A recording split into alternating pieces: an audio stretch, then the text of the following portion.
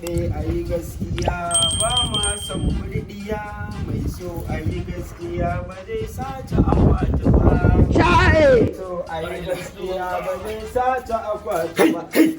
Dallar fi tun ɗazi ina bacci ina jin ka dame mu da hayaniya wai zaɓe a yi gaskiya. Sai magana kake zaɓe a yi gaskiya zaɓe a yi gaskiya. Kar a sace akwati to ai Allah ya kawo maganin masu sata akwatin wannan ka. Wannan karan saboda ai maganin masu sata akwatin aka zo da harkar intanet. Zaben da za a yi gabaki ɗayansa ba ma za ka gama wani wani abu wai na akwati ba wanda za ka iya sata.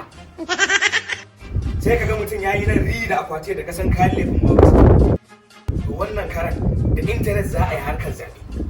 Ko kai dan na san baka harka da yanar gizo-gizo ba irin mu ko ba ka san abin da ke tafiya. Kuma abu na biyu ba ma wai aje a sata akwati ba dole mu ya cancanta mu tsaya mu zaɓi cancanta saboda ita cancanta ta fi komai mu zaɓi abin da shine zai fitar mu daga wannan ƙangin da muke ciki na kakani kai saboda gudun kan mu fita daga wannan ruwan mu ƙara komawa wani kai wallahi wannan din ma ba ma za mu fita daga cikin sa ba za mu fada wanda yafi shi da haka mun tsaya mun zaɓi cancanta kai fa nan da ran nan na ji ka ba wai kana magana aka baka 2000 aka ce zaɓuwa ne shekara waye ni kai ba kai na ji kana faɗa ba ko ƙarya zan ba a to ai ni wannan ranar ma nake ga maliki na mai yunwa ma nake ji dan ba abinda ba zan iya aikatawa okay kaga a yunwa zaka iya sadakar da yancin ga ni wannan ranar ma to ma na ci ma wajen magaji ba ko ni ko naira miliyan ɗaya na san dai aka ban a taimun aure bare kuma ka sai da nake sa aure Funka! amma wallahi ko ita aka bani ba zan sayar da yanci na saboda da iyayena da ƴan uwana na ƙauye gabaki ɗaya suna cikin kakanuka ne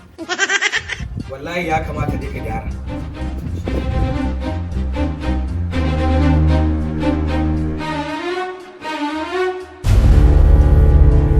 kuma fa maganar da ya faɗa fa gaskiya ne haka ne to Allah ka zaɓa mana mafi alkhairi Allah ka zaɓa mana mafi alkhairi no.